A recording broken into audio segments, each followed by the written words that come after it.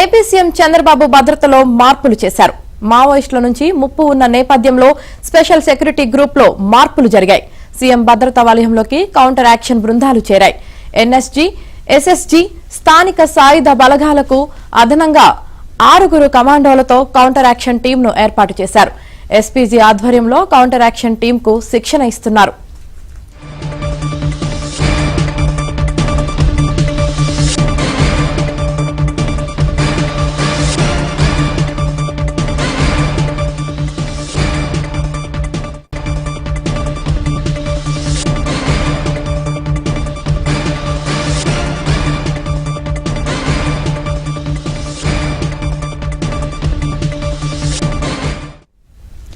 AP CM Chandrababu భద్రతలో మార్పులు చేశారు. మావోయిస్టుల నుంచి ముప్పు ఉన్న నేపథ్యంలో స్పెషల్ సెక్యూరిటీ గ్రూప్ లో మార్పులు జరిగాయి. సీఎం భద్రతా వలయంలోకి కౌంటర్ యాక్షన్ బృందాలు చేరాయి. ఎన్ఎస్జీ, ఎస్ఎస్జీ, స్థానిక సాయుధ బలగాలకు అదనంగా 6 కమాండోలతో కౌంటర్ యాక్షన్ టీం ఏర్పాటు చేశారు. ఎస్పీజీ ఆధ్వర్యంలో కౌంటర్ యాక్షన్ టీం కు శిక్షణ ఇస్తున్నారు. ఓవరాల్ ఇదే అంశానికి సంబంధించి మరిన్ని అప్డేట్స్ మా AP bureau chief Ramarao Naidu తెలుసుకుందాం. రామారావు, సో మావోయిస్టుల నుంచి ముప్పు ఉన్న నేపథ్యంలో ఏపీ సీఎం చంద్రబాబు భద్రతలో మార్పులు జరిగినట్లుగా తెలుస్తుంది. ఓవరాల్ గా అప్డేట్స్ ఏంటి దీనికి సంబంధించి? ముఖ్యమంత్రి చంద్రబాబు నాయుడు భద్రతా వలయంలో కౌంటర్ యాక్షన్ టీంలు రంగప్రవేశం చేశాయి. దేశంలో బ్లాక్ క్యాట్ కమాండోలు, ఎన్ఎస్సీ, నేషనల్ సెక్యూరిటీ గార్డ్స్ భద్రత ఉన్న అతి కొద్ది మంది వ్యక్తుల్లో ఆంధ్రప్రదేశ్ ముఖ్యమంత్రి చంద్రబాబు నాయుడు ఒకరు. తిరుపతికి సమీపంలోని అలిపిరి వద్ద ఆయనపై నక్సల్స్ దాడి చేసిన తర్వాత ఆయనకు ఎన్ఎస్సీ బ్లాక్ క్యాట్ కమాండోలు వచ్చారు. ఈ బ్లాక్ క్యాట్ కమాండోలతో పాటు ఆయనకు భద్రతా వలయం ఎప్పుడు కూడా కట్టుదిట్టంగా ఉంటుంది. ఆయన ప్రతిపక్షంలో ఉన్నప్పుడు కూడా ఎన్ఎస్జీ కమాండోల సంఖ్య కూడా ఆయనపై పలుమార్లు దాడులు జరిగినప్పుడు 2019 నుంచి 24 వరకు పలుమార్లు దాడులు జరిగిన సమయంలో కూడా ఎన్ఎస్జీ కమాండోల సంఖ్యను పెంచారు. అంతకు ముందు 6 ఉండేవాళ్లు, బయటికి వెళ్లిన సమయంలో 12 మందిని చేశారు. వీళ్ళు నిత్యం కంటికి రెప్పలా చంద్రబాబును కాపాడుతూ ఉండేవాళ్లు. అయితే ఇప్పుడు నక్సల్స్ ప్రభావం పెరిగిన నేపథ్యంలో కౌంటర్ యాక్షన్ టీముల్ని రంగప్రవేశం చేయించారు. ఆయనకు భద్రతా వలయంలో ఇప్పుడు మొత్తం 3 కవర్లలో ఆయన చంద్రబాబునికి రక్షణగా ఉంటారు.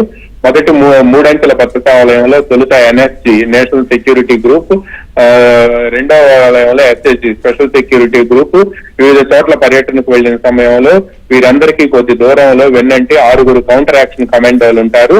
స్పెషల్ సెక్యూరిటీ గ్రూప్ లో శిక్షణ లో కౌంటర్ యాక్షన్ కమాండోలు కూడా శిక్షణ ఇచ్చారు. వీరు చంద్రబాబుని పై దాడి చేయడానికి కానీ లేకపోతే చంద్రబాబుకు అపాయం తలపెట్టాలని వచ్చిన వాళ్ళని కూడా ఎదుర్కోవటంలో శిక్షణ ఇచ్చారు. మొదటి 2 బృందాలు కూడా ఏదైనా దాడి జరిగితే చంద్రబాబును సురక్షిత ప్రాంతానికి తరలిస్తారు. 3వ బృందంగా ఉండే ఈ కౌంటర్ యాక్షన్ టీం మొత్తం ఎవరైతే దాడికి వచ్చారో వారిని తదుముట్టించే వరకు కూడా వదిలే ప్రసక్తే ఉండదు. అంతటి శిక్షణ వీళ్లకు ఇచ్చారు. అదేవిధంగా గ్రే హౌండ్స్ కూడా ఎటువంటి శిక్షణ పొంది ఉంటుంది. అంతకంటే కఠోరమైన శిక్షణ ఈ కమాండోలకు ఇచ్చారు.